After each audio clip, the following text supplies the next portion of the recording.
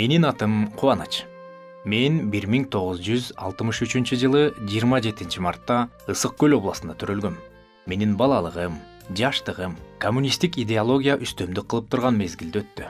Ал кезде биздин аң сезимибиз атеизмдин тарбиясынын айдагы менен калыптанып, ар бир адам коммунизм куруучу болоруна бекем ишенчү. Мен дагы өзүмдү келечектеги коммунизмдин куруучусумун деп эсептечүмүн. Мектептен алтын медаль, университеттен кызыл диплом алып, аспирантурадан окуганым мени ого бетер өзүмө ишендирчү. Дипломумда атайын адистик сабактар боюнча алган эң жогорку билимимден сырткары диалектик жана тарыхый материалдык, саясий экономикалык, илимий коммунизм, атеизм сыяктуу гуманитардык дисциплиналар боюнча алган жогорку упайларындагы белгиленген болчу. Ошол мезгилде жашоо жөнүндө эмне билишим керек болсо, ошонун баарын билем деп эсептечүмүн. Мен өзүмдү толук чындыкты билем деп эсептечүмүн. Горбачевдин бийликке келиши менен бир да коммунист, мейли ал кандай гана орунду ээлебесин, сын пикирден бошотулган эмес деп жарыя кылынгандан кийин коомубузда кээ бир демократиялык кыймылдар башталганы эсибизде чыгар. Ошондо бизге эмнени айтса ошону эле кыла бербестен, өз алдыбызча ой жүгүртүп, өз алдыбызча кандайдыр бир чечимдерди чыгара баштадык. Ошол доор менин өз алдымча жашай баштап, өз алдынча инсан катары калыптанып турган убагыма туш келди окшойт.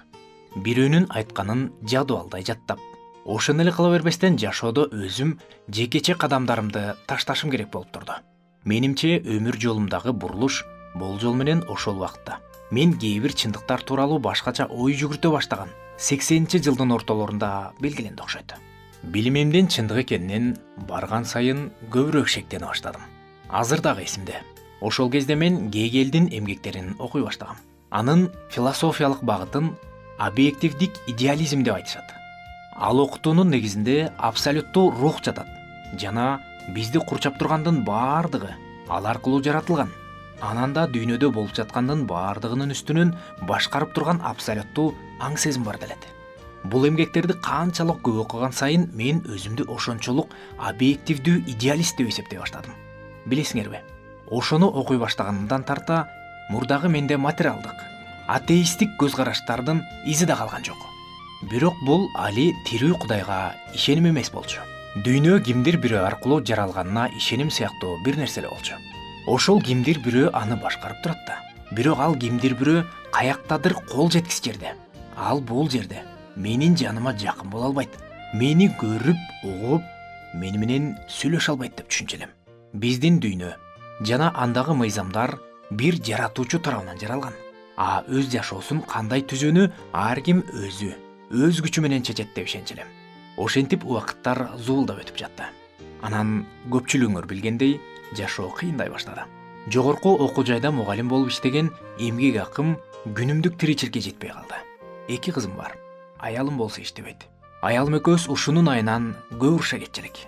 Ошол мезгилде биздин өлкөдө сода сатык мурдакыга салыштырмалуу өнүгө баштаган эле. Ошонун таасири, ошондон жакшы болор деген үмүт менен жогорку окуу жайдагы мугалимдик ишимди таштадым да жеке ишкерлик өттүм. Бензин да саттым, металл да сатууга туура келди. Дагы ушул сыяктуу ар кандай майда чүйдө иштер болуп жатты. Ал иштерден кээ бирөөнөн пайда тапсак, кээ бирөөнөн кол жууп да калып жаттык. Бир жерден бир аз ийгилик болсо, бир жагынан кайра ылдыйлоонун үстүндө болуп жаттык. Бир сөз менен айтканда, бул сода сатык менин күткөнүмдү орундата алган жок. Ошентип кайсыл жакты караба, эмнени ойлонбо, эмне кылабыз деген ой менен гана жашап калдык. Анан ошол эмне кылабыз деген суроолор биздин үй бүлөлүк мамилебизге дагы таасир этпей койгон жок.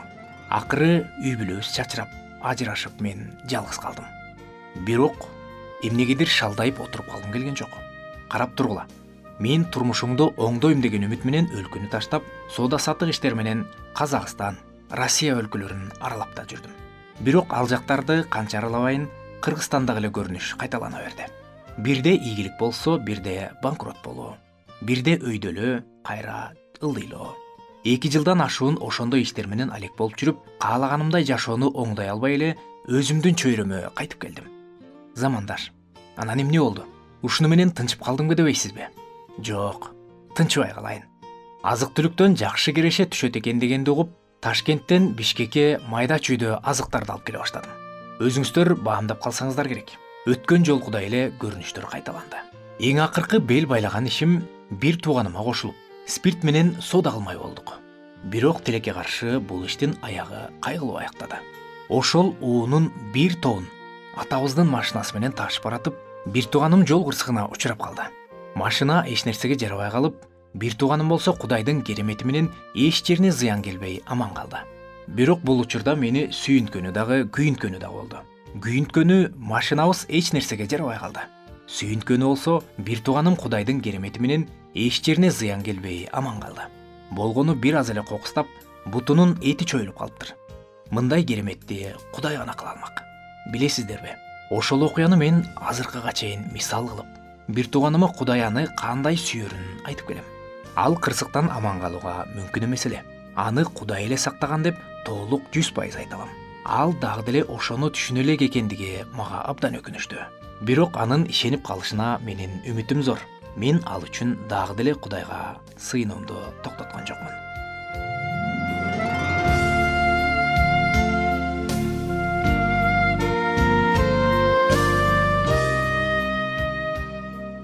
Анан ушундайча Кудай мени өз жолумда эмес экендигимди көрсөттү.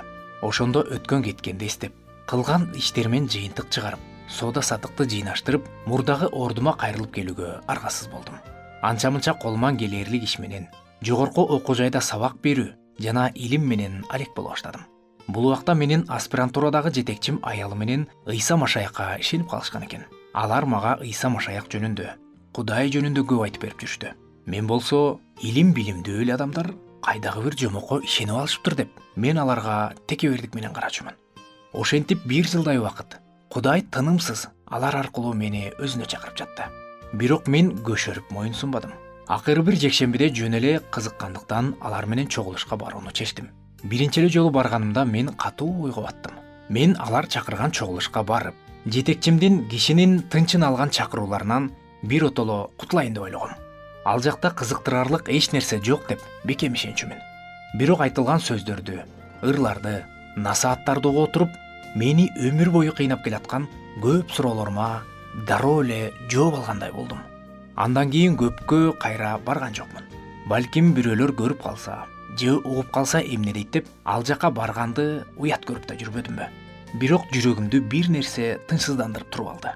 Ар кандай суроолор пайда болуп, алардын жообун билгим келди. Эмнегедир суроолорума ошол чогулуштан гана жооп ала алчудай сезиле берди. Бир топ убакыт өткөндөн кийин чогулушту калтырбай бара турган болдум. Мен өмүр бою издеп келген анык чындык мына ушул жакта экенин түшүнө баштадым. Кудай, мына анык жеткилең чындык. Ал дүйнөнү жаратып коюп, өзү адам жете алгыс жакта турган жөн эле кандайдыр бир жаратуучу эмес. Ал так ушул жерде, жанымда. Ал мени сүйөт, мени кечирүүгө даяр. Мен татыктуу болгондуктан эмес, менин кечирилишим үчүн, ага ишенип, түбөлүк өмүргө ээ болушум үчүн ал өзүн курмандыкка берген экен. Эртеси жекшемби күнү боло турган бир түндө мындай түш көрдүм. Мен абдан чоң жана ушунчалык жарык залда көп элдин алдында туруп, Кудай сөзүнөн окуп, оюмду бөлүшүп жаткан экем. Угуп жаткандардын арасында болсо туугандарым, досторум, классташтарым, курсташтарым отурушат. Менин сөзүм ушунчалык кооз, көркөм айтылып, бардыгы мени кунт коюуга отурушат. Анан ойгонуп, эртең менен жер менен баспай эле учуп жүргөндөй болуп, өзүмдү аябай жеңил, аябай жакшы сезип турдум. Анан тезирээк эле чогулушка жетким келди. Же бүгүн, же эч качан барбай коюуга болбойт. Кудай мени чакырып жатканын толук түшүндүм. Ошентип ошол күнү чогулуш абдан кызыктуу өттү. Айтылган сөздөр аркылуу, ырлар аркылуу мага "Кел, уулум, мага кел, кечиктирбе" деген гана үн жетип жатты. Жалпы сыйынуунун алдында Кудай сөзүнөн окуп, ой бөлүшкөн адам, ким Кудайга кечирим сурап кайрылгысы келсе, убакыт бөлөбүз деди. Мемиреген тынчтык өкүм сүрүп турду. Жыйын болсо сыйынып жатты.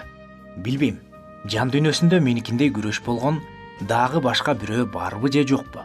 Бул тынчтык мен үчүн болуп турганын аң сезимим туюп турду. Кудай азыр мени чакырып жатат. Оозумду ачып эле, Кудай мени кечир дешим керек эле. Бирок ичимден кандайдыр бир күч мени кармап тургансыды. Ошентип убакыт өтүп жатты. Жүрөгүм болсо кубанганынан ыргып кетчүдөй дүкүлдөп согот. Ичимден мага эки үн сүйлөп жатты. Бири: "Эми эмнени күтүп жатасың? Маалы келип турат. Эртең кеч болуп калат. Кудайга кайрылып, анын бекер берип жаткан кечиримин, батасын албайсыңбы десе, бири болсо, сен эмне, тобо кылгана жатасыңбы? Кереги эмне? Эй, антпей деле койсоң болот. Кереги жок деп жатты. Ошентип бул тыныгууда бүттү. Мен өзүмдү жеңе албай койдум. Чогулуштун акыры да келип калды.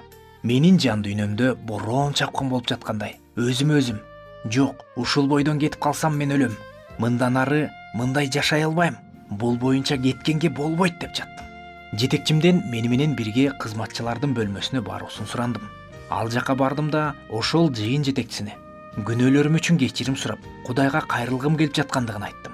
Анан ошол жерден Кудайга кайрылып, ансыз жашаган баардык өмүрүм үчүн кечирим сурадым да мени өз карамагына өткөрүп алуусун сурандым. Жыйын жетекчиси да сыйынып, дагы бир куткарылган жан үчүн ыраазычылыгын айтты. Ошол күн июндун 27-си эле. Ошентип мен ошол күнү кайрадан төрөлдүм. Замандаш, билесизби, эми менин 2 туулган күнүм бар. Бири 27 март менин биологиялык, денелик жактан туулган күнүм. Экинчиси болсо 27 июнь, бул болсо менин рухий туулган күнүм.